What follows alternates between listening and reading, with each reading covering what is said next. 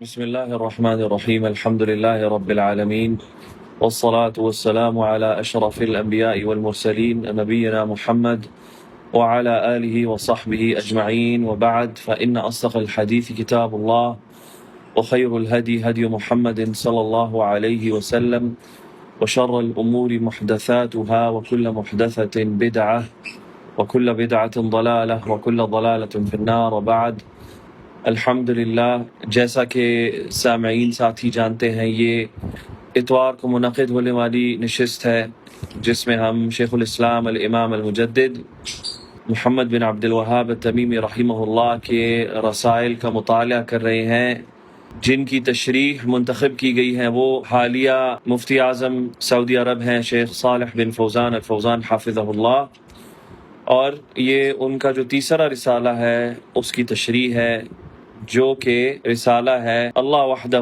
کی عبادت کا جامع بیان۔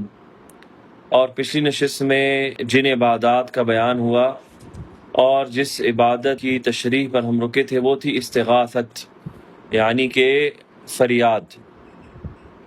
آج کی نشست میں مزید جو عبادات ہیں ان کا بیان کرتے ہیں۔ تو شیخ نے اس رسالے میں پہلے تو جو تمہید باندھی وہ تھی کہ عبادت کی کیا تعریف ہے وہ بیان کی، پھر اس کے بعد جو عبادت کا مستحق کون ہے اس کو بیان کیا، اور پھر اب عبادات کی جو مختلف اقسام ہیں ان کو بیان کر رہے ہیں۔ تو آج کی نشست میں جس عبادت کا بیان ہے وہ ہے ذبح کرنا اور قربان کرنا۔ تو شیخ صالح الفوزان حافظہ اللہ بیان کرتے ہوئے فرماتے ہیں ذبح دو قسموں کی ہے، ذبح کرنا دو قسموں کی ہے۔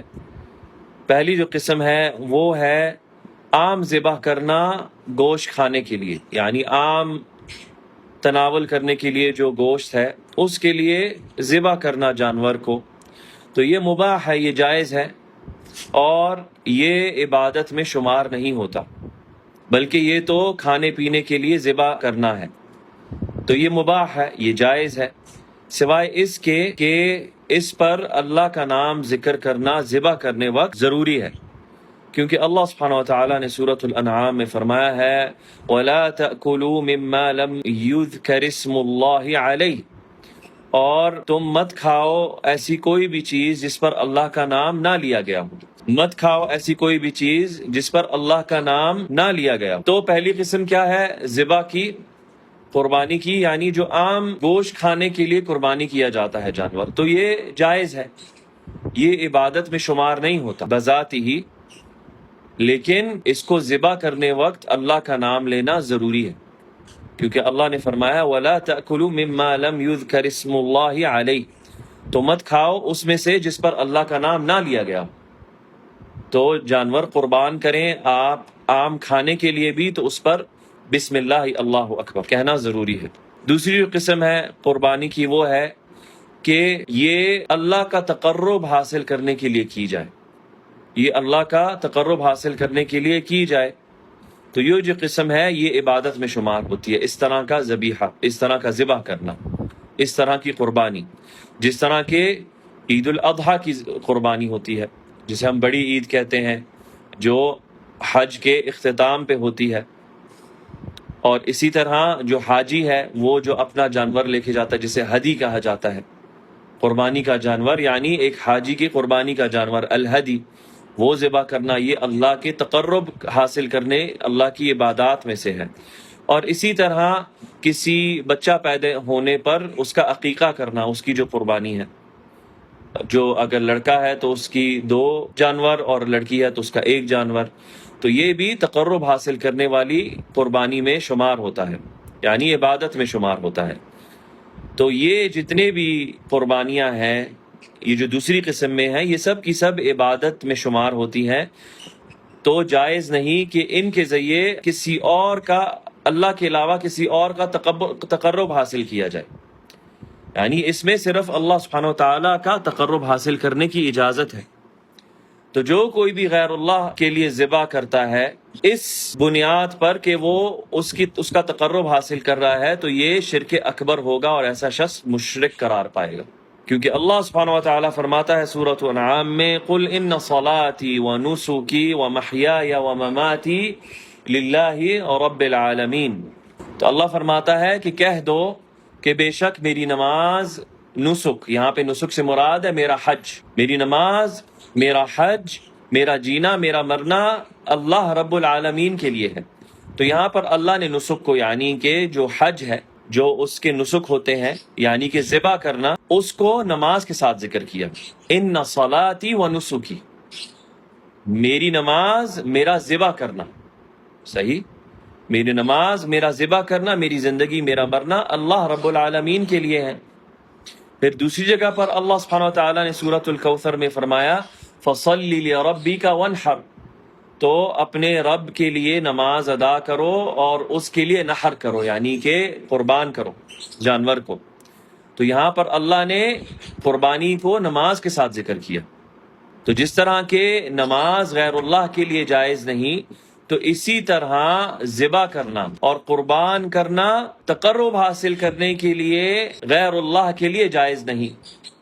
تو جو کوئی بھی کسی میت کا تقرب حاصل کرنے کے لیے ذبح کرتا ہے، یا کسی قبر کا تقرب حاصل کرنے کے لیے ذبح کرتا ہے، یا کسی مزار کا تقرب حاصل کرنے کے لیے ذبح کرتا ہے، قربانی کرتا ہے، جس طرح کہ آج کل کے قبر پرستوں کا حال ہے، جس طرح کہ آج کل کے قبر پرستوں کا حال ہے، تو ایسا شخص جو ہے وہ مشرک قرار پائے گا، جو شرک اکبر کا مرتکب ہوگا، یعنی اس نے شرک اکبر کی اللہ کے ساتھ.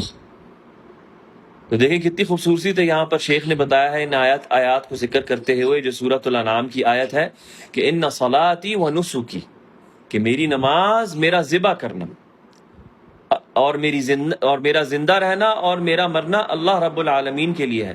تو ہر کوئی جانتا ہے مسلمان کہ نماز کس کے لیے ادا کی جا سکتی ہے؟ صرف اللہ کے لیے. تو اسی طرح قربانی کرنا بھی صرف اللہ کے لیے ہے، صرف اللہ کے نام پر قربانی کی جا سکتی ہے. اس کا تقرب حاصل کرنے کے لیے، اس کے قریب آنے کے لیے قربانی کی جا سکتی ہے، جس طرح نماز صرف اس کے لیے ادا کی جا سکتی ہے. تو اللہ نے ان دونوں چیزوں کو ساتھ یہاں پر ذکر کیا واضح کرنے کے لیے، جس طرح نماز میرے لیے ادا کرتے ہو، قربانی بھی صرف میرے لیے کرو. جس طرح جیتے میرے لیے، اس طرح مرو بھی میرے لیے ہی، میرے نام پر. پھر اللہ نے نبی صلی اللہ علیہ وسلم کو سورۃ الکوثر میں کہا فَصَلِّ لِرَبِّكَ، تو نماز ادا کرو اپنے رب کے لیے، وَانْحَرْ، اور اسی کے لیے قربانی کرو. تو جس طرح قربانی کرنے کا اللہ نے حکم دیا نبی صلی اللہ علیہ وسلم کو کہ اپنے رب کے لیے کرو نماز کا، تو اسی طرح قربانی بھی رب ہی کے لیے ہو سکتی ہے. تو جو بھی شخص جو ذبح کرنا ہے، قربان کرنا ہے، وہ غیر اللہ کے لیے کرے، اس کا تقرب حاصل کرنے کے لیے، چاہے وہ کوئی ولی صالح نیک بندہ ہو جس کی قبر ہو یا اس کا مزار ہو، تو وہ اس شخص کو، اس مزار والے کو اللہ کے ساتھ شریک ٹھہرا رہا ہے. تو یہ جائز نہیں. اور پھر اسی طرح ایک حدیث جو علی ابن ابی طالب رضی اللہ عنہ سے روایت ہے کہ انہوں نے فرمایا کہ اللہ کے رسول صلی اللہ علیہ وسلم نے فرمایا لعن اللہ من ذبح لغیر اللہ، اللہ لعنت کرتا ہے اس پر جو غیر اللہ کے لیے ذبح کرتا ہے، جو غیر اللہ کے لیے قربانی کرتا ہے. لعن اللہ من لعن والدیہ، اللہ لعنت بھیجے اس پر جو اپنے والدین پہ لعنت بھیجے. لعن اللہ من آوى محدثا، اللہ کی لعنت ہو اس پر جو کسی بدعتی کو پناہ دے. لعن اللہ من غیر منار الارض، اللہ کی لعنت ہو اس شخص پر جو زمین کی جو نشانیاں ہیں ان کو تبدیل کر دیتا ہے.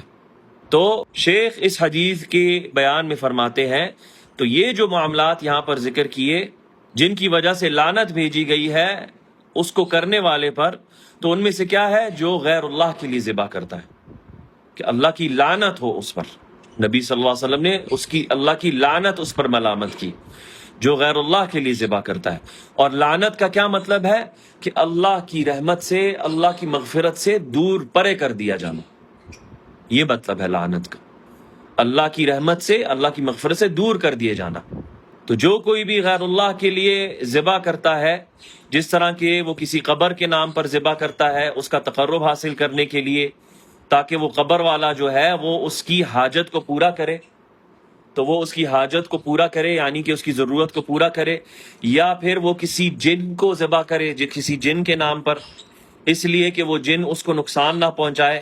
جس طرح کہ بعض لوگ آج کل جب کسی نئے مکان میں منتقل ہوتے ہیں، کسی نئے مکان میں شفٹ ہوتے ہیں، تو وہ جنوں کے لیے ذبح کرتے ہیں تاکہ جو جن اس مکان میں رہتے ہیں وہ ان کو نقصان نہ پہنچائیں، یا پھر وہ اس مکان کے دروازے کی دہلیز پر قربانی کرتے ہیں جانور کی، اور پھر اس خون کو مکان کی دیواروں پر چھڑکتے ہیں یا اس کے زاویوں میں چھڑکتے ہیں، اس کے کونوں پر، ان جنوں کا تقرب حاصل کرنے کے لیے. یعنی جنوں کا کیا تقرب حاصل کرنا کہ اے جنوں ہم تمہاری نام پر قربانی کریں، تم ہمیں نقصان مت پہنچانا. یہ ان کی قربت حاصل کرنے میں آتا ہے.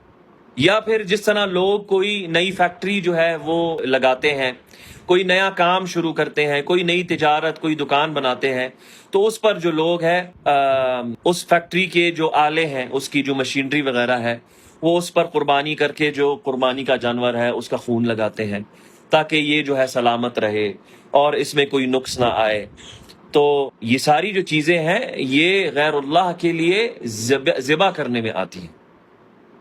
اسی طرح شیخ آگے فرماتے ہیں، یا جس طرح کوئی بادشاہ یا کوئی وزیر اعظم یا کوئی پریزیڈنٹ یا کوئی لیڈر جو ہے، جب وہ اس کا وفد آئے آپ کے ملک میں، تو آپ اس کو سلام پیش کرنے کے لیے اس کی تعظیم میں اور اس کو سلام پیش کرنے میں ذبح کریں. تو یہ بھی جو ہے غیر اللہ کے لیے ذبح کرنے میں شمار ہوتا ہے. لیکن اگر آپ اس بادشاہ یا اس وزیر اعظم یا اس لیڈر کے آنے پر دعوت کے طور پر، اس کی اکرام میں، اس کی خاطر و تواضع میں آپ جو ہے وہ جانور ذبح کرتے ہیں اس کے کھانا تیار کرنے کے لیے، اس کی دعوت کے لیے، تو یہ اس میں شمار نہیں ہوگا. تو یہ جائز ہے. اسی طرح ہے جس طرح کوئی مہمان آتا ہے، دور سے کوئی مہمان آتا ہے، آپ اس کے لیے جانور ذبح کرتے ہیں، اس کے لیے کھانا پکاتے ہیں، اس کے اکرام میں، اس کی دعوت کرنے کے لیے، یہ جائز ہے. لیکن اس جانور کو ذبح کیا جائے اس کی تعظیم میں، اس شخصیت کی، جس طرح کہ اس کے ہوائی جہاز میں جو اترتا ہے اس کے نیچے جا کے جانور کو جو ہے وہ ذبح کیا جائے، یا اس گاڑی کے پاس جا کر جانور کو ذبح کیا جائے، تو یہ اس کی تعظیم میں آئے گا، اس کے وفد کی تعظیم کرنے میں آئے گا، اور یہ شرک ہے، کیونکہ یہ خراج عقیدت کے باب میں آتا ہے. اور یہ چیزیں آج کل منہ سے بھی لوگ کہتے ہیں کہ ہم خراج تحسین پیش کرتے ہیں، ہم خراج عقیدت پیش کرنے کے زمرے میں جو ہے جانور قربان کرتے ہیں کسی کے لیے. یہ جائز نہیں ہے، یہ جائز نہیں ہے. ہاں آپ کسی کی دعوت کرتے ہیں، کسی کا اکرام کرتے ہیں، وہ جائز ہے. یہ دو الگ چیزیں ہیں. تو یہ وہ سارے لوگ ہیں جو اس طرح کے فعل کرتے ہیں، جن میں وہ شخص بھی ہے، نبی صلی اللہ علیہ وسلم نے فرمایا، جو اپنے والدین کو لعنت کرے، جو اپنے والدین پر لعنت بھیجے، اللہ اس پر لعنت بھیجتا ہے. جو شخص کسی بدعتی کو پناہ دیتا ہے، اس کا دفاع کرتا ہے، اللہ ایسے شخص پہ بھی لعنت بھیجتا ہے. اور جو شخص زمین کی جو نشانیاں ہیں ان کو تبدیل کر دے، یعنی زمین کی نشانیاں کیا؟ زمین کی نشانیاں ہوتی ہیں، ہر شخص جو ہے اس کی زمین کی نشانیاں ہوتی ہیں، جس سے پتہ چلتا ہے کہ فلاں کی زمین ہے اور یہ فلاں کی زمین ہے، وہاں سے اس کی حد مقرر ہوتی ہے. تو جو شخص ان حدود کو میں چھیڑ چھاڑ کرے، ان کو تبدیل کر دے، اور تاکہ لوگوں کو پتہ نہ چلے کہ اس کی زمین کی حد بڑھ جائے، دوسرے کی زمین کی حد کم ہو جائے، تو ایسے پر بھی اللہ کی لعنت ہے. پھر آگے مصنف رحمہ اللہ فرماتے ہیں، اور اسی طرح عبادتوں میں سے جو صرف اللہ کے لیے ہے وہ ہے نظر، جسے یہاں پر بر صغیر میں نظر و نیاز کہا جاتا ہے. نعم، نظر و نیاز کرنا. تو نیاز جو ہے حقیقت اس کی کوئی بھی چیز نہیں ہے، کیونکہ یہاں پر پھر فرق کیا جاتا ہے. کہتے ہیں نظر اللہ کے لیے ہوتی ہے، نیاز غیر اللہ کے لیے ہوتا ہے، ولی صالح لوگوں کے لیے ہوتی ہے، پیروں فقیروں کے لیے ہوتی ہے. نیاز جو ہے وہ عربی کا لفظ بھی نہیں ہے، یہ یہاں کی جو بر صغیر کی جو سوغات ہے اس کا لفظ ہے. تو اصل جو عبادت ہے وہ نظر کرنا، یعنی، اور اس کا بیان شیخ کرتے ہیں کیا ہے کہ کسی عبادت کو اپنے آپ پر لازم قرار دینا جو شریعت نے آپ پر لازم قرار نہیں دی. یعنی شریعت میں آپ پر لازم نہیں ہے. شریعت میں جس طرح نماز آپ پر لازم ہے کہ ایک مسلمان ہو، عاقل ہو، بالغ ہو جائے، صحیح، تو اس پر نماز پڑھنا شریعت نے فرض قرار دیا ہے، اسے پڑھنی ہے ہر حال میں. جب تک کہ وہ ہوش کی حالت میں ہے اسے نماز پڑھنی ہے، اس پر کسی طرح بھی نماز جو ہے اس سے ساقط نہیں ہوتی، چاہے وہ بیمار ہو، چاہے وہ سفر کی حالت میں ہو، چاہے وہ جنگ کی حالت میں. جب تک وہ بیداری کی حالت میں، جب تک کہ وہ ہوش میں ہے، وہ بے ہوش نہیں ہے، نماز پڑھنا واجب ہے ہر مسلمان پر۔ اگر وہ بہت ہی بیمار ہے تو وہ بیٹھ کر نماز پڑھے گا، وہ بیٹھ کر نماز نہیں پڑھ سکتا تو وہ لیٹ کر نماز پڑھے گا۔ اور کچھ علماء نے تو یہاں تک کہا ہے کہ اگر وہ ایسی بیماری کی حالت میں ہے کہ اس کے جسم کی کوئی حصہ نہیں ہلتا، اس کے جسم کا کوئی حصہ نہیں ہلتا، لیکن اس کے ہوش ہیں، اس کی نظر ہلتی ہے، تو وہ نظر کے اشارے سے نماز پڑھے گا۔ یہ علماء کی جماعت میں سے ایک جماعت کا قول ہے، یعنی کسی حالت میں نماز ساقط نہیں ہے، حتیٰ کہ جنگ کی حالت میں آپ کے سامنے دشمن ہے، پوری فوج ہے کھڑی ہے، تو اس میں بھی خاص طریقہ بتایا گیا کہ کس طرح آپ نماز ادا کریں گے۔ تو کوئی ایسی عبادت نہیں نماز کے علاوہ جو انسان سے، مسلمان سے ساقط ہوتی ہے کسی حال میں بھی۔ یہ وہ اہم عبادت ہے، اور یہ وہ اہم عبادت ہے کہ جس کے لیے اللہ سبحانہ و تعالیٰ نے نبی صلی اللہ علیہ وسلم کو اپنے پاس بلایا، آپ کی امت کو اس نماز کو بطور ہدیہ عطا کیا معراج کی رات۔ اتنی اہم عبادت ہے۔ تو نظر ایسی عبادت ہے، شیخ فرماتے ہیں، جو ایک بندہ خود اپنے آپ پر لازم کرے جس کو شریعت نے اس پر لازم نہیں کیا، یہ نظر ہے۔ اور یہ عبادت کی قسموں میں سے ایک عبادت ہے۔ اللہ سبحانہ و تعالیٰ سورۃ الانسان میں فرماتا ہے یوفون بالنذر ویخافون یوما کان شرہ مستطیرا، کہ وہ اپنی نظروں کی وفا کرتے ہیں، یعنی اپنی نظروں کو پورا کرتے ہیں، اور وہ ایسے دن سے ڈرتے ہیں جس کا شر چاروں اور پھیل جائے گا، جس کا شر جو ہے، جس کی دہشت جو ہے وہ ہر جگہ پھیل جائے گی، یعنی روز قیامت۔ تو اللہ سبحانہ وتعالیٰ نے اپنے ایسے بندوں کی تعریف بیان فرمائی جو اپنی نظر کی وفا کرتے ہیں، یعنی اپنی نظر کو پورا کرتے ہیں۔ اگر وہ نظر مانگتے ہیں تو وہ نظر کو پورا کرتے ہیں۔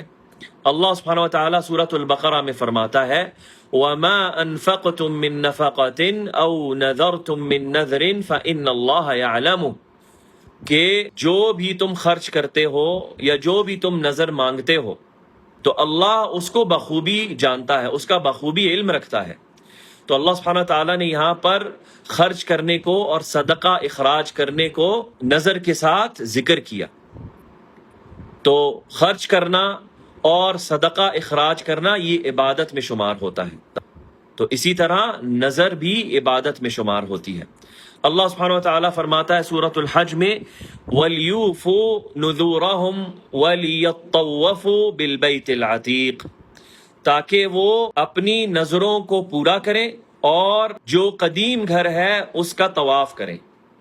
تو یہاں پر اللہ سبحانہ وتعالیٰ نے نظر کو طواف کے ساتھ ذکر کیا، اور طواف اللہ کی عبادت ہے، طواف کرنا۔ اور پرانا گھر کون سا ہے؟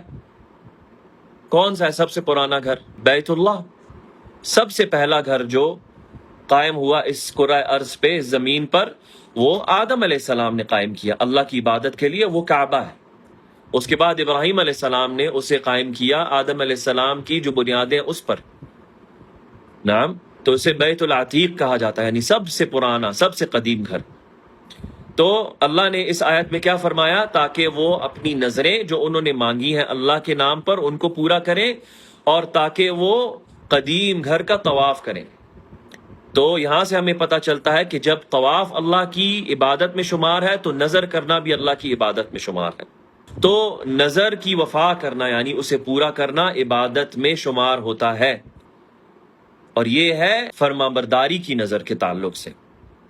جس طرح کہ اگر کوئی انسان نظر مانگے کہ اگر میں فلاں کام ہوگا تو میں اتنا صدقہ اخراج کروں گا، یہ نظر ہے۔ نعم، اگر میرا فلانا کام پورا ہو جاتا ہے، اے اللہ تو میں تیرے لیے، تیرے وجہ کے لیے غریبوں میں اتنا صدقہ بانٹوں گا۔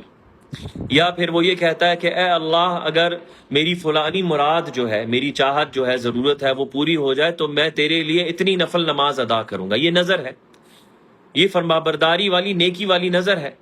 یا پھر کوئی کہتا ہے اے اللہ میرا فلاں کام جو ہے وہ پورا ہو جائے، پایا تکمیل کو پہنچے تو میں تیرے لیے روزے رکھوں گا اتنے، تو یہ نیکی کی نظر ہے۔ یا پھر میں حج کروں گا، یا پھر میں عمرہ کروں گا تیرے لیے، یہ ساری کی ساری نیکی کی نظر ہے۔ نبی صلی اللہ علیہ وآلہ وسلم نے فرمایا من نذر ان یطیع اللہ فلیطعہ، کہ جو کوئی بھی نظر مانگتا ہے کہ وہ اللہ کی فرمانبرداری کرے گا تو پھر اسے پورا کرنا چاہیے. لیکن اگر کوئی انسان جو ہے وہ ایسی نظر مانگتا ہے جس میں گناہ ہے، اللہ کی نافرمانی ہے، تو پھر حرام ہے اس پر کہ ایسی نظر کو وہ پورا کرے، نہیں جائز اس پر. جس طرح کہ بوانا والی جو حدیث ہے معروف ہے، اس میں صحابی آپ صلی اللہ علیہ وسلم کے پاس آئے تو انہوں نے آپ صلی اللہ علیہ وسلم سے کہا کہ اے اللہ کے رسول، میں نے زمانہ جاہلیت میں نظر مانگی تھی کہ میں بوانا کے مقام پر قربانی کروں گا اللہ کے لیے. قربانی کروں گا کس کے لیے؟ اللہ کے نام پر نظر مانگی تھی، لیکن فلان مقام پر بوانا کا مقام تھا. تو نبی صلی اللہ علیہ وسلم نے پوچھا کیا جاہلیت کے زمانے میں وہاں پر مشرکوں کا کوئی بت ہوا کرتا تھا جس کو وہ پوجتے تھے؟ اس نے کہا نہیں. کیا وہاں پر جاہلیت کے زمانے میں مشرکوں کا کوئی میلہ لگا کرتا تھا؟ اس نے کہا نہیں. تو پھر نبی صلی اللہ علیہ وسلم نے کہا اپنی نظر پوری کرو. پہلے تاکید کیا نبی صلی اللہ علیہ وسلم نے کہ تم نے اس مقام کو مختص کیوں کیا تھا؟ کیا وہاں پر مشرکوں کی کوئی عبادت، ان کی کوئی عبادت گاہ، ان کا کوئی بت، ان کا کوئی شرکوں والا کوئی میلہ، کوئی تہوار تو نہیں لگتا تھا؟ انہوں نے کہا نہیں. تو نبی صلی اللہ علیہ وسلم نے کہا اپنی جو نظر ہے پوری کرو، کیونکہ تم نے اللہ کے لیے ذبح کرنے کی نظر مانگی تھی. تو صحابی نے پھر وہ نظر پوری کی. تو نبی صلی اللہ علیہ وسلم نے اسی حدیث میں فرمایا وَمَن نَذَرَ أَن يَعْصِ اللَّهَ فَلَا يَعْصِهِ. تو جس کسی نے بھی ایسی نظر مانگی جس میں اللہ کی نافرمانی ہے تو پھر وہ اس کو پورا نہ کرے، اس نظر کو پورا نہ کرے، کیونکہ وہ اللہ کی نافرمانی میں آئے گا. اور یہ جو حدیث ہے اسے امام بخاری نے روایت کیا، امام احمد نے عائشہ رضی اللہ عنہا سے. تو نافرمانی کی جو نظر ہے اس میں جو چیزیں آتی وہ یہ ہے کہ کوئی شخص یہ نظر مانگے کہ میں فلاں کام، اگر میرا فلاں کام ہوا تو میں فلاں مزار پر قربانی کروں گا، میں فلاں مزار پر جو ہے وہ چڑھاوا چڑھاؤں گا، فلاں مزار پر میں جو ہے وہ چادر چڑھاؤں گا. یہ ساری چیزیں ناجائز ہیں. تو جو کوئی بھی کسی قبر کے لیے نظر مانگتا ہے یا کسی وفات شدہ شخص کے نام پر نظر مانگتا ہے تو ایسا جو شخص ہے وہ مشرک قرار پائے گا، جو شرک اکبر کا مرتکب ہے، کیونکہ اس نے عبادتوں کی اقسام میں سے ایک عبادت کو غیر اللہ کے لیے صرف کر دیا، یعنی مختص کر دیا، جو اللہ کے لیے جائز ہے صرف.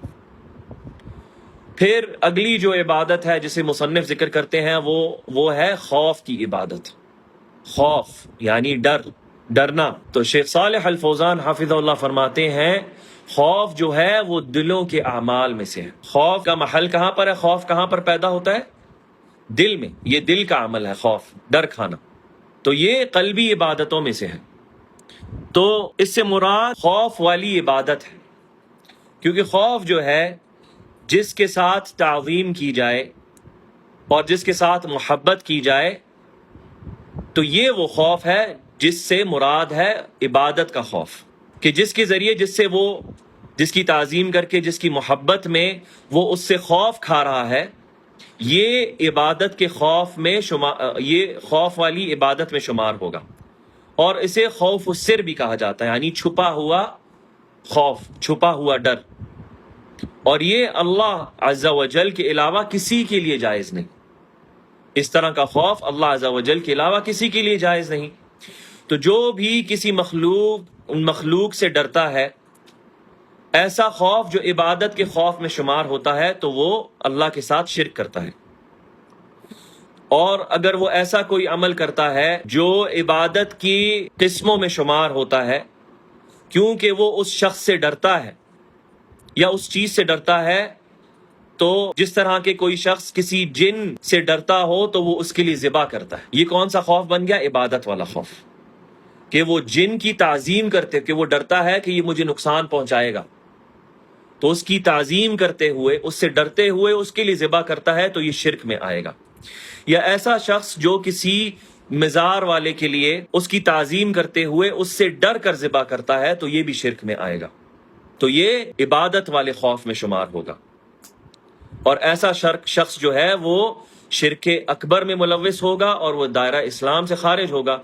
جہاں تک ایک طبعی خوف کا تعلق ہے، ایک نیچرل جو خوف جسے ہم کہتے ہیں، یعنی طبیعتاً انسان کو خوف آتا ہے، جس طرح کہ ایک انسان جو ہے وہ کسی دشمن سے ڈرتا ہے، کسی ڈاکو سے ڈرتا ہے، کسی چور سے ڈرتا ہے، یا وہ کسی خونخوار جانور سے ڈرتا ہے، یا پھر وہ کسی ڈسنے والے جانور سے، سانپ سے، بچھو سے ڈرتا ہے، یہ طبیعی خوف ہے، یہ عادی خوف ہے جو انسان کی فطرت میں ڈالا گیا ہے ایسی چیزوں سے. تو یہ اس شرک میں داخل نہیں ہوتا، کیونکہ یہ عبادت میں داخل نہیں ہوتا. یہ عام خوف ہے جو انسان عام طور پہ اس کو آتا ہے ایسی چیزوں سے، اندھیرے سے، اندھیرے سے، کسی خونخوار جانور سے، ڈسنے والی چیز سے، یا کسی دشمن سے جو اس کو نقصان پہنچانا چاہتا ہے.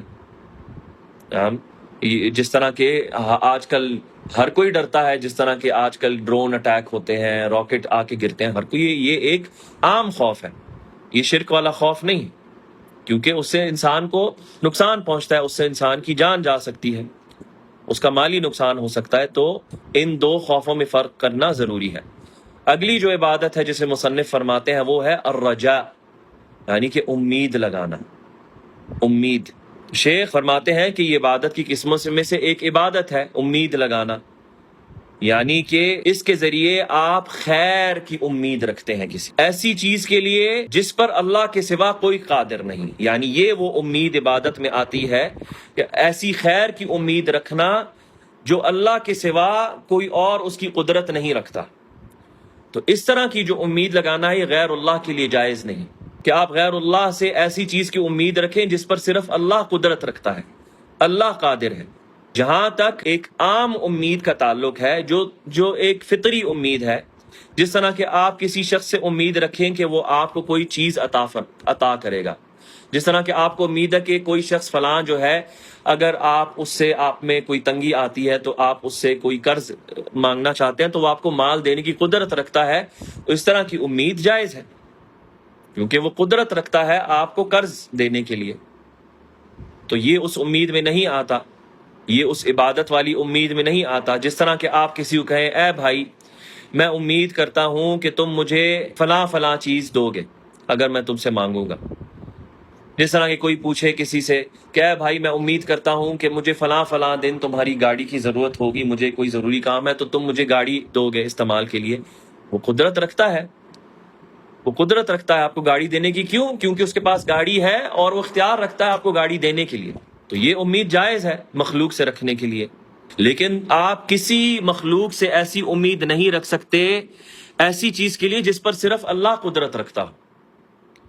جس طرح کے لوگ جو ہیں آج کل کے جو قبر پرست ہیں، وہ مردوں سے اور مزار والوں سے، یا جو غائب ہوتے ہیں ان کے جو پیر فقیر ہوتے ہیں، ان سے امید لگاتے ہیں کہ وہ نہ حاضر ہوتے ہوئے بھی اس کو فلاں فلاں چیز جو ہے اس سے بچا لے گا، یا اس کو اولاد عطا فرمائے گا، قبر والا یا مزار والا، یا پیر زندہ بھی ہو لیکن کوسوں میل دور ہو، کہ وہ اس کو جو ہے قدرت رکھتا ہے اس کو اولاد عطا فرمانے میں. تو یہ شرک میں شمار ہوگا.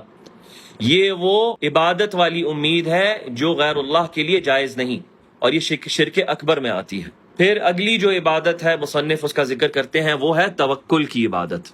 تو شیخ حافظ اللہ فرماتے ہیں کہ توکل عبادت کی قسموں میں سے ایک عبادت ہے، اور اس سے مراد کیا ہوتا ہے کہ آپ اپنے معاملات کو سپرد کرتے ہیں اللہ سبحانہ و تعالیٰ کی طرف، اس پر اعتماد کرتے ہوئے اپنے معاملات کو اللہ کے سپرد کرتے ہیں، اللہ پر اعتماد رکھتے ہوئے. جس طرح کہ اللہ سبحانہ و تعالیٰ فرماتا ہے سورۃ المائدہ میں وَعَلَى اللَّهِ فَلْيَتَوَكَّلُوا إِن كُنتُم مُؤْمِنِينَ. تو پھر اللہ پر ہی توکل رکھو اگر تم یقیناً مؤمن ہو، اللہ پر ایمان لانے والے ہو. اور دوسری جگہ اللہ سبحانہ و تعالیٰ سورۃ الہود میں فرماتا ہے فَاعْبُدْهُ وَتَوَكَّلْ عَلَيْهِ. تو اسی کی عبادت کرو اور اسی پر توکل کرو. تو یہاں پر اللہ سبحانہ و تعالیٰ نے توکل کو عبادت کے ساتھ ذکر کیا ہے. فَاعْبُدْهُ وَتَوَكَّلْ عَلَيْهِ، اس کی ہی عبادت کرو اور اسی پر توکل کرو. تو یہاں پر کیا کر دیا اللہ سبحانہ و تعالیٰ نے؟ یعنی حصر باندھ دیا، یعنی اس کو مقید کر دیا. کیونکہ جار و مجرور کو جب فعل پر تقدیم دی جائے، اس کو پہلے ذکر کیا جائے جار و مجرور کو، تو پھر وہ حصر کا فائدہ دیتا ہے، تو وہ پھر حصر کا فائدہ دیتا ہے. یعنی کہ وَعَلَى اللَّهِ فَلْيَتَوَكَّلُوا، وَعَلَى اللہ جار و مجرور، علی حرف جر ہے، اللہ اسم مجرور ہے. اور فعل کہاں ہے؟ فتوکلوا، اور توکل کرو. تو جب جار و مجرور کو فعل سے پہلے ذکر کیا جائے تو وہ حصر کا فائدہ دیتا ہے، یعنی کہ صرف اللہ ہی پر توکل کرو، صرف اللہ ہی پر. کیونکہ اگر دوسری طرح اس کو ذکر کیا جائے فتوکلوا علی اللہ کہا جا سکتا ہے، تو توکل کرو اللہ پر، اس میں حصر نہیں آتا، اس میں ریسٹرکشن نہیں آتی. کیونکہ ہو سکتا ہے آپ پھر یہ ہو سکتا ہے کہ آپ عطف لگا کے دوسری چیزوں کو بھی ساتھ ذکر کر سکتے ہیں، فتوکلوا علی اللہ وعلی فلان وعلی فلان وعلی فلان. لیکن جب آپ کہتے ہیں وعلی اللہ فلیتوکلوا، تو اللہ ہی پر بس تم توکل کرو، تو پھر اس کے بعد کسی اور پر توکل کرنے کا ذکر نہیں جوڑا جا سکتا. یعنی کہ غیر اللہ پر توکل مت کرو، صرف اللہ پر توکل کرو. پھر اللہ سبحانہ وتعالیٰ سورۃ الانفال میں فرماتا ہے انما المؤمنون الذین اذا ذکر اللہ وجلت قلوبهم واذا تلیت علیہم آیاتہ زادتہم ایمانا وعلی ربہم یتوکلون. مومن تو سچے وہ ہیں کہ جن کے سامنے اللہ کا ذکر کیا جائے تو ان کے دل لرز اٹھتے، ان کے دل دہل اٹھتے ہیں، اور جب ان پر اللہ کی آیات تلاوت کی جائیں تو وہ ان کا ایمان بڑھا دیتی ہیں اور وہ اپنے رب پر توکل کرنے لگتے ہیں. یعنی یہ سچے مومنوں کی نشانیاں ہیں. اور اللہ سبحانہ وتعالیٰ نے یہاں پر کیا فرمایا؟ وعلی ربہم، یعنی کہ غیر اللہ پر نہیں، صرف اپنے رب پر توکل کرتے ہیں. تو توکل جو ہے وہ ایسی عبادت ہے جو غیر اللہ کے لیے جائز نہیں. جہاں تک ایسے توکل کا تعلق ہے جس پر مخلوق قدرت رکھتی ہے، اس کی قادر ہے، وہ اسے کر سکتی ہے، جس طرح کہ آپ کسی پر توکل کریں کہ وہ آپ کی کوئی ضرورت پوری کرے گا یا آپ کے لیے کوئی کام کرے گا، تو یہ جائز ہے. کیونکہ رسول صلی اللہ علیہ وسلم نے کسی کو وکالت دی ان کے لیے کوئی چیز خریدنے کی، کہ فلاں چیز خریدو میرے لیے، تو نبی صلی اللہ علیہ وسلم نے اس پر کیا کیا؟ بھروسہ کیا کہ یہ لو میرے لیے فلاں چیز خریدو، تو یہ جائز ہے. اسی طرح آپ صلی اللہ علیہ وسلم جو ہے وہ لوگوں کو کام دینے کے لیے ان کو وکیل بنایا کرتے، یعنی ان کو کام سپرد کیا کرتے تھے کہ وہ ان کی نیابت میں فلاں فلاں کام انجام دیں. تو یہ بھی ایک قسم کا توکل ہے، ایک طرح کا بھروسہ ہے کہ آپ کسی کو کہتے ہو یہ لو، یہ زکوٰۃ مال ہے، اس کو تم جا کے اخراج کر دو مستحقین میں. تو یہ ایک طرح کا توکل ہے، آپ نے اس پہ بھروسہ کیا کہ وہ آپ کے لیے یہ کام کر سکتا ہے. کیوں آپ اس پر بھروسہ کرتے ہیں کہ یہ امین ہے، یہ امانت دار ہے، اور یہ لوگوں کو بھی جانتا ہے، اور یہ ان تک یہ مال پہنچانے کی قدرت بھی رکھتا ہے. تو یہ ایک قسم کا توکل ہے، ایک قسم کا بھروسہ ہے. اللہ سبحانہ وتعالیٰ اصحاب کہف کے بارے میں فرماتا ہے کہ انہوں نے فرمایا، اصحاب کہف نے سورۃ الکہف میں فَبْعَثُوا أَحَدَكُمْ بِوَارِقِكُمْ هَذِهِ إِلَى الْمَدِينَةِ فَلْيَنظُرْ أَيُّهَا أَزْكَى طَعَامًا فَلْيَأْتِكُمْ بِرِزْقٍ مِّنْهُ وَلْيَتَلَطَّفْ وَلَا يُشْعِرَنَّ بِكُمْ أَحَدًا. یعنی اصحاب کہف کا جو قصہ ہے، اللہ سبحانہ وتعالیٰ نے جب ذکر کیا سورۃ الکہف میں کہ جب وہ اتنی لمبی مدت کے بعد جب وہ اٹھائے گئے، 300 سال کی کچھ مدت کے بعد جب وہ اٹھے اور وہ غار میں جو ہے چھپ گئے تھے، اور اللہ نے ان پر لمبی نیند طاری کر دی 300 سال سے زیادہ کی. تو جب وہ اٹھے اور ان کو نہ پتہ چلا کہ کتنا وقت گزر گیا ہے، تو انہوں نے ایک دوسرے سے کہا فَبْعَثُوا أَحَدَكُمْ بِوَارِقِكُمْ هَذِهِ إِلَى الْمَدِينَةِ، بھیجو اپنے ان نقود سے، اپنے ان پیسوں سے بھیجو تم میں سے کسی کو شہر کی طرف. فَلْيَنظُرْ أَيُّهَا أَزْكَى طَعَامًا، اور وہ دیکھے کہ وہاں پر سب سے بہترین کھانا کون سا ہے، کھانے کے لیے سب سے پاک و بہتر کھانا کون سا ہے. فَلْيَأْتِكُمْ بِرِزْقٍ مِّنْهُ، تاکہ وہ تمہارے لیے اس میں سے رزق لے کر آئے تمہارے کھانے پینے کے لیے. وَلْيَتَلَطَّفْ، اور وہ خاموشی سے اور بڑے آرام سے پوشیدہ چھپ کر جائے، یہ کام کرے بغیر اعلان کیے، بغیر لوگوں کو پتہ چلے. وَلَا يُشْعِرَنَّ بِكُمْ أَحَدًا، تاکہ تمہارے بارے میں کسی کو پتہ نہ چلے، تاکہ تمہارے بارے میں کسی کو پتہ نہ چلے. تو یہ کیا تھا؟ انہوں نے ایک بندے کو اپنا سپرد کیا کام کہ جاؤ تم جا کے یہ کام کر کے آؤ، جا کے ان پیسوں سے ہمارے لیے کھانا لے کر آؤ. تو اس طرح کا توکل جو ہے مخلوق پر جائز ہے. جہاں تک اس توکل کا تعلق ہے جس میں جو اللہ کے لیے خاص ہے، تو یہ اس میں شمار نہیں ہوتا. پھر اگلی جو عبادت ہے وہ ذکر کرتے ہیں الانابہ، یعنی انابت. انابت کیا ہے؟ شیخ صالح الفوزان فرماتے ہیں یعنی رجوع کرنا، لوٹنا. اور انابت اور توبہ جو ہے ان کا ایک ہی معنی ہے. یعنی انابت کا معنی ہے توبہ کرنا. توبہ کیا ہوتا ہے؟ انسان کوئی گناہ کرتا ہے، اس سے غلطی ہوتی ہے، پھر وہ کیا کرتا ہے؟ وہ ندامت ہوتی ہے، اسے برا لگتا ہے اور وہ اللہ سے مغفرت مانگتا ہے، اے اللہ مجھے معاف کر اس گناہ کے لیے، اور وہ اللہ کی طرف واپس لوٹتا ہے کہ میں اس گناہ کو نہیں کروں گا اے میرے رب.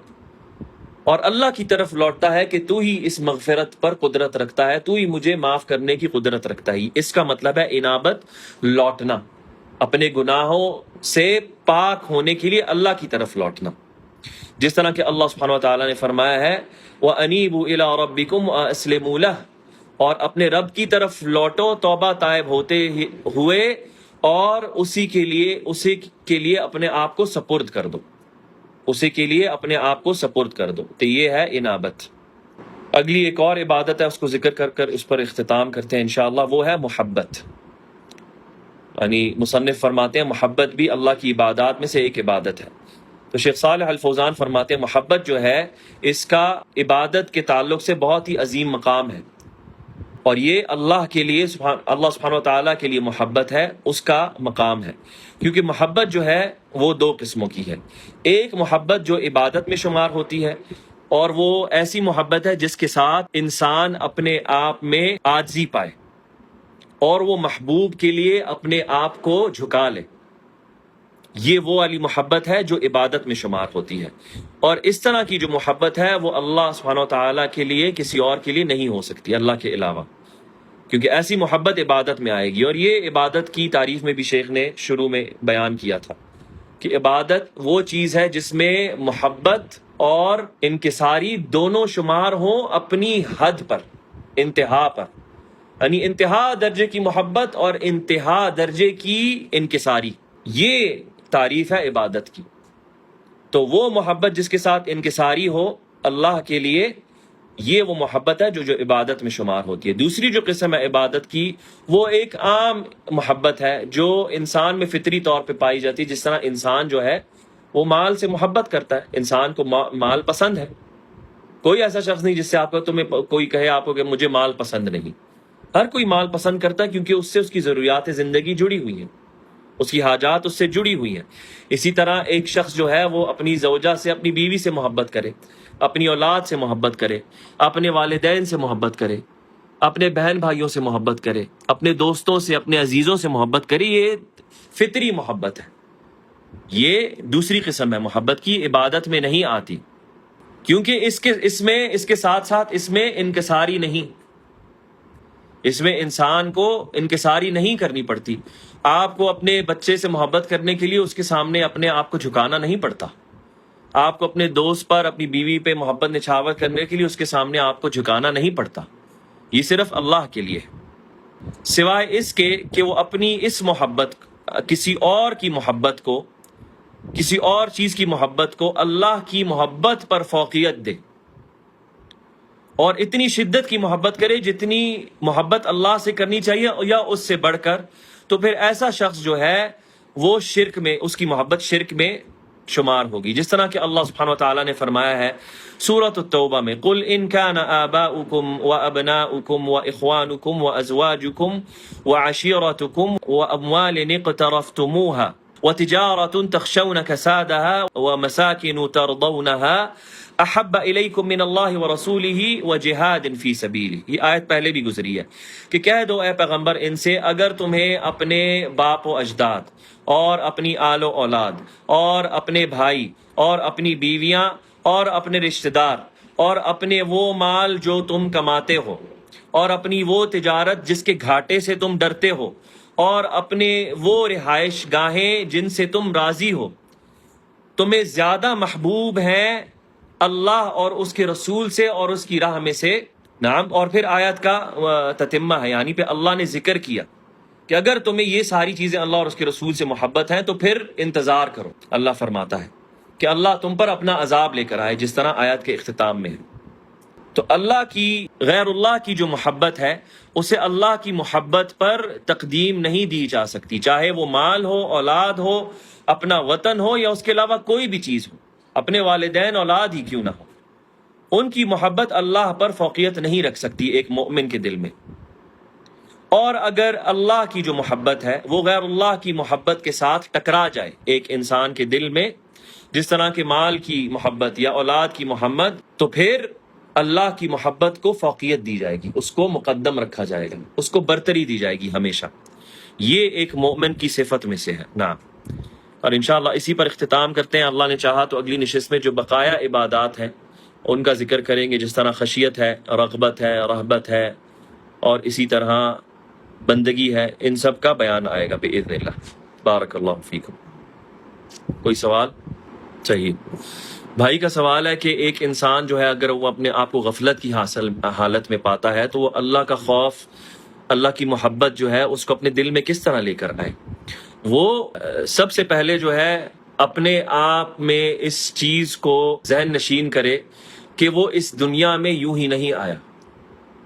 یہ دنیا جو ارد گرد جو بھی پوری کائنات ہے، جو کچھ بھی اس کے ارد گرد لوگ ہیں، یہ جو پوری کائنات ہے، یہ جو پوری سوسائٹیز ہیں، انسانوں کی ایک پوری آبادی بنی ہوئی ہے، یہ یوں ہی نہیں اس پورے ارض پہ یوں ہی نہیں پیدا ہو گئی.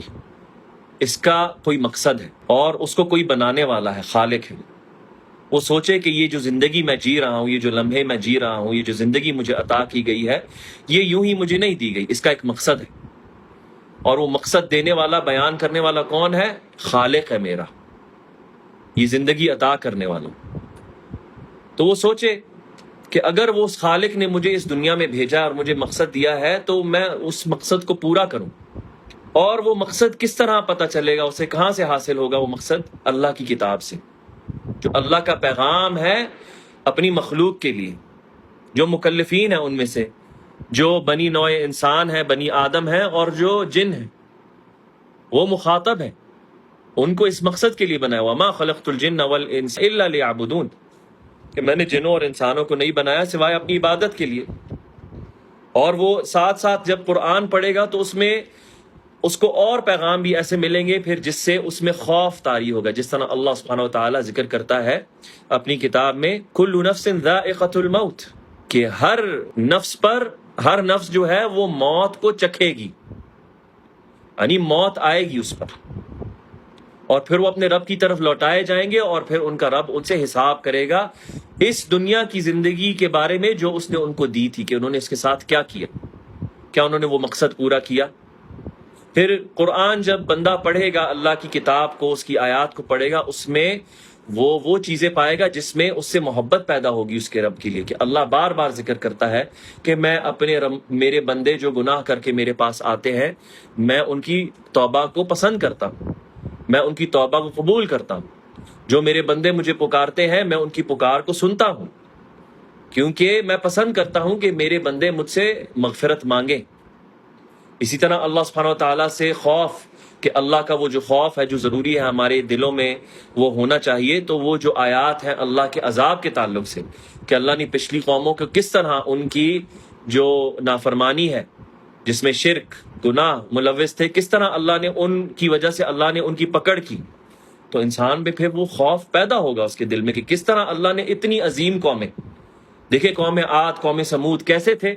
اللہ نے کہا نبی صلی اللہ علیہ وسلم کی قوم کو مخاطب ہوتے ہوئے کہ یہ جو قومیں جن کا تمہیں ذکر ملتا ہے، ارد گرد ان کے آثار جب تم سفر کرتے ہو تمہیں دیکھتے ہو کہ ان کی اتنی بڑی بڑے محلات اور ان کی عمارتیں جن کو انہوں نے اینٹوں اور پتھروں سے نہیں بنایا بلکہ جو پہاڑ ہے اس کو تراش کے اس کے اندر ان محلوں کو اس میں سے نکالا. یعنی اتنی قوت رکھنے والی قومیں تھیں، اتنی صلاحیت تھی ان کے پاس، اور وہ فخر کرتے تھے اپنی اس طاقت پر. تو دیکھو کہاں ہے آج کل، ملیا میٹ کوئی ان کے آثار ملتے ہیں سوائے ان کے ان ٹوٹے پھوٹے محلات کے جن پر اللہ نے عذاب بھیجا. تو اس سے انسان کو عبرت ملتی ہے. پھر اس کے بعد اللہ جو عذاب قبر کا ذکر کرتا ہے، اس سے انسان کے دل میں خوف پیدا ہوتا ہے کہ ایک دن جب میں مروں گا تو میرے عزیز و اقارب مجھے اس زمین کے نیچے، اس مٹی کے نیچے دفن کریں گے، اور اس قبر میں میرے ساتھ یہ معاملات آئیں گے. تو اس میں خوف پیدا ہوگا اس کے دل میں. اور جب وہ قیامت کی جو ہولناکیاں ہیں جن کا ذکر ہے، جس پہ صراط کا ذکر ہے، کہ جو جہنم کے اوپر بچھائی جائے گی اور ہر شخص اس کے اوپر سے گزرے گا باشمول پیغمبروں اور نبیوں کے. جنت کو جانے کے لیے ایک ہی راستہ ہے، اور اس صراط کو، اس پل کو عبور کرنا پڑے گا، اس کے علاوہ کوئی راستہ نہیں ہے۔ تو سنیں کہ وہ کس طرح کی صراط ہے، اس کے نیچے جہنم جو ہے اس کی کس طرح کی صفت ہے۔ اس میں ایسے فرشتے ہیں جو اتنے سخت ہیں، جن کے ہاتھوں میں زنجیریں ہیں اور ان کے ہاتھوں میں کونڈے ہیں، جن کو وہ پھینک کے لوگوں کو وہاں سے کھینچیں گے اس صراط سے۔ تو جب وہ اللہ کی کتاب کی تلاوت کرے گا، اس پر غور و فکر کرے گا، تو اس کے دل میں اللہ کی محبت، کہ اللہ اپنے بندوں کے گناہ کو معاف کرنے والا اور معافی کو پسند کرنے والا ہے، تو اس کے دل میں اللہ کی محبت پیدا ہوگی، تو وہ غفلت اس کے دل سے اٹھے گی۔ سب سے بہترین جو علاج ہے انسان کے دل کی سختی کا، وہ اللہ کا کلام ہے۔ الا بذکر اللہ تطمئن القلوب، اللہ فرماتا ہے تو کیا اللہ کے ذکر میں ہی بندوں کے دل کا اطمینان نہیں؟ اسی سے اطمینان ملتا ہے بندے کے دل کو، اسی سے دل نرم ہوتا ہے۔ اسی طرح نبی صلی اللہ علیہ وسلم نے فرمایا کہ پہلے تمہیں منع کیا گیا تھا قبروں پہ جانے سے، اب جایا کرو، کیونکہ اس سے دل نرم ہوتے ہیں۔ کیونکہ انسان یاد کرتا ہے کہ یہ وہ لوگ ہیں کل جو زمین کے اوپر ہمارے ساتھ گزر بسر کر رہے تھے، جو ہمارے ساتھ ٹہل رہے تھے، چہل رہے تھے، ہمارے ساتھ ہم کلام ہوتے تھے، آج یہ اس مٹی کے نیچے دفن ہے۔ اسی طرح ہم نے بھی اس کے نیچے جانا ہے، تو قبروں پر جانا، وہاں پر جا کے ان کے لیے ان کو سلام دینا جس طرح مسنون ہے، ان کے لیے دعا کرنا، اور غور و فکر کرنا کہ ہمارا بھی دن آ رہا ہے جب ہم اس مٹی کے نیچے دفن کیے جائیں گے۔ دل نرم ہوتا ہے۔ تو یہ وہ چیزیں ہیں کہ انسان جو ہے اللہ کا کلام اس سے لو لگائے، اللہ کی عبادات میں مگن کرے اپنے آپ کو، جو علم نافع ہے، جس طرح ہم یہ پڑھ رہے ہیں، یہ جو سارا پڑھ رہے ہیں کہ خوف یہ عبادت ہے، امید لگانا عبادت ہے، صحیح ہے، ساری چیزیں علم نافع حاصل کرنا، اس سے دل نرم ہوتا ہے اور انسان کی غفلت دور ہوتی ہے انشاءاللہ۔ یہاں پر بھائی کا سوال ہے، السلام علیکم۔ وعلیکم السلام ورحمۃ اللہ۔ استاد، کیا جو لوگ فیکٹری، دکان یا جو کوئی تجارتی سامان کے لیے قربانی کریں اور ان پہ اس جانور کا خون پھینکتے ہوں، یہ مشین یا تجارتی سامان کو اللہ سبحانہ تعالیٰ کے ساتھ شریک کرنے میں آئے گا، یعنی شرک اکبر؟ یعنی اس مشین کو تو وہ شریک نہیں کر رہے، لیکن ان کا یہ جو فعل ہے کہ یہ قربانی اور اس کا جانور، اس کا خون جو ہے، وہ اس مشین کو سلامت رکھے گا، اس کو کاربند رکھے گا، اس کو ان کے لیے جو ہے وہ پروڈکٹیو بنائے گا، یہ شرک ہے۔ وہ مشین شرک نہیں ہے بیچاری، وہ تو جماد ہے، اس کا تو کوئی سوچ و فکر نہیں ہے بیچاری کا۔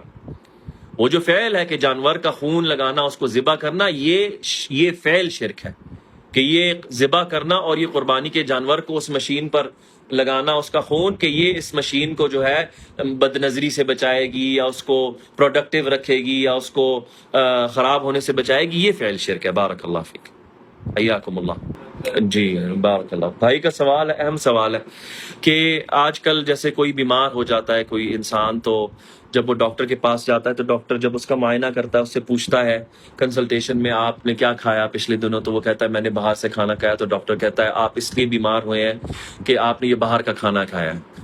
تو ایک تو یہ چیز، پھر دوسری چیز یہ ہوتی ہے، کچھ لوگ یہ کہتے ہیں اگر کوئی بیمار ہو، جیسے کہتا ہے تم فلاں ڈاکٹر کے پاس جاؤ تو وہ اس سے تم صحت یاب ہو جاؤ گے، مطلب وہ تمہارا علاج کر دے گا۔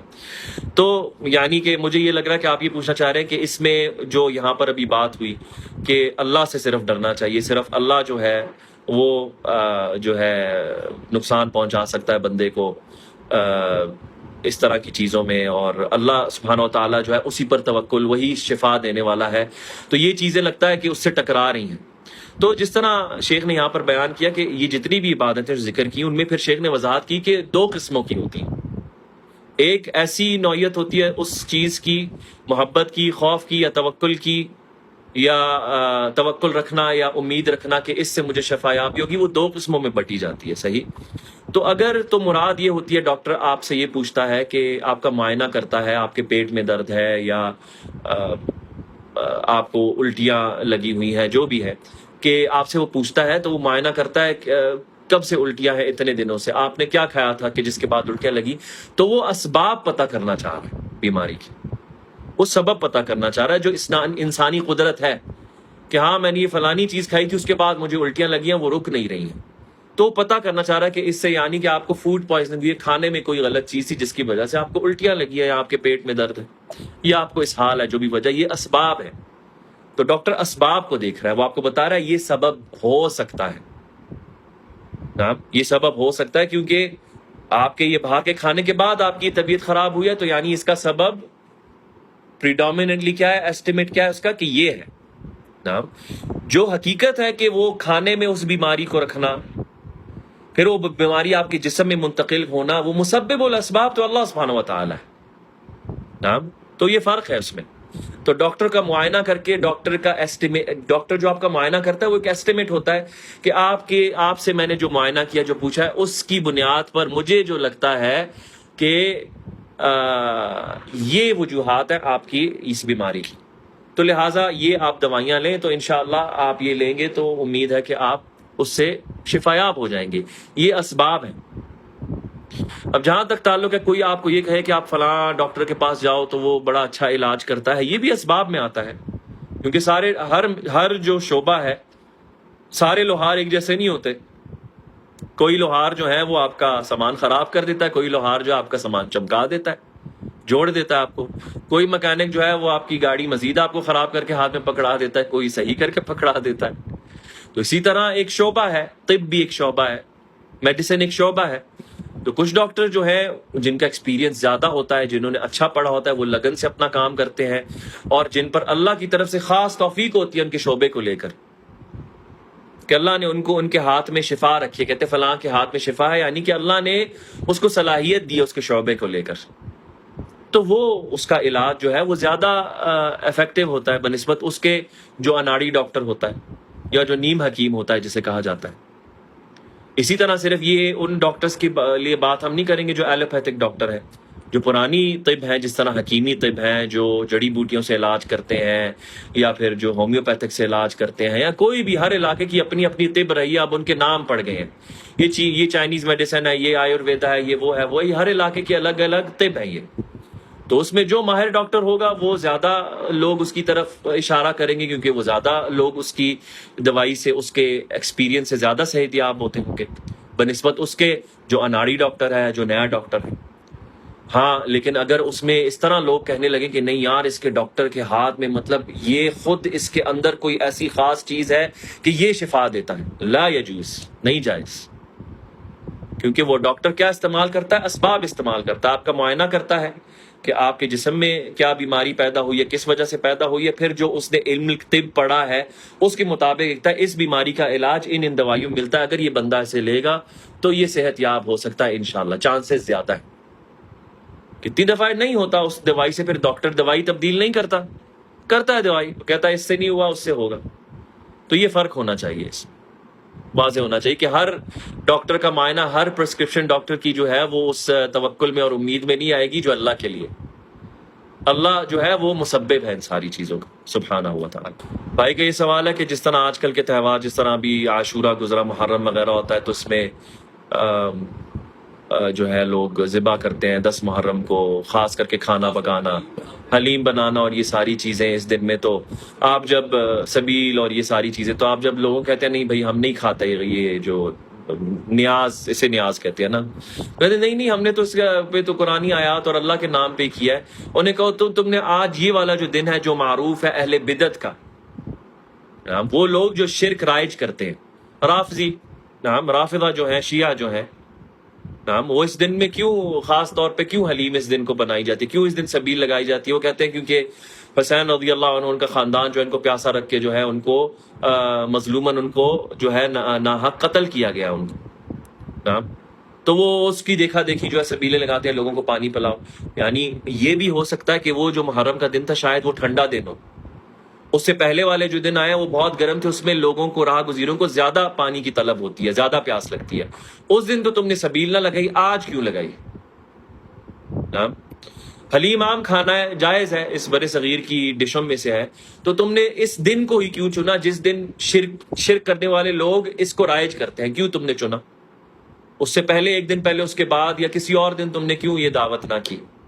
تو یہ چیزیں دلالت کرتی ہیں کہ یہ ہیلے بہانے ان کے، اور قصد کیا ہے؟ اگر اس نے غیر اللہ کے نام پہ نہ بھی کیا ہو، لیکن اس نے اپنے آپ کو جو غیر اللہ کے نام پہ یہ چیزیں کرتے ہیں ان کے ساتھ شمار کر دیا اس فعل کو کر کے، اس دن معین کر کے.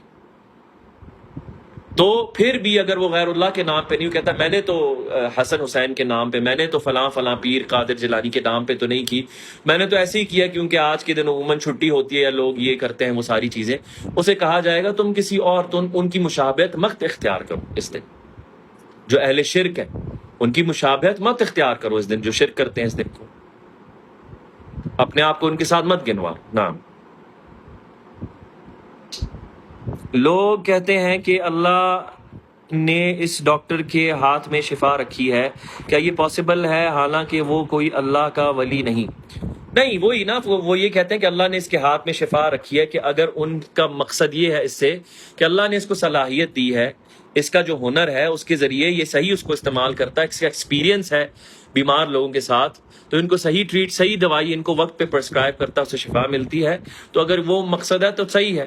لیکن اگر میں نے وہی کہا ان کا مقصد یہ کہ اس کے ہاتھ میں کوئی خصوصی شفا اللہ نے رکھ دی ہے کہ یہ بغیر صحیح دوائی پرسکرائب کیے، بھائی یہ تو بندہ اس کے جاتا ہی وہ تو آپ کو دیکھ کے جو ہے وہ آپ کی شفا یاب کر دیتا ہے آپ کو، یا پھر آپ کو بیماری نکلی ہے کڈنی فیلئر کی، وہ آپ کو پیناڈول سے آپ کا علاج کر دیتا ہے، اس کے ہاتھ میں شفا ہے، تو یہ پھر خرافات میں آئے گا، یہ خرافات میں آئے گا، یہ جائز نہیں ہے۔ بارک اللہ فیک۔ نام اور یہاں پر اذان ہوگی ہے، بارک اللہ فیکم، اسی پر اختتام کرتے ہیں۔ سبحانک اللہم و بحمدک، اشہد ان لا الہ الا انت، استغفرک و اتوب الیک۔ السلام علیکم ورحمۃ اللہ وبرکاتہ۔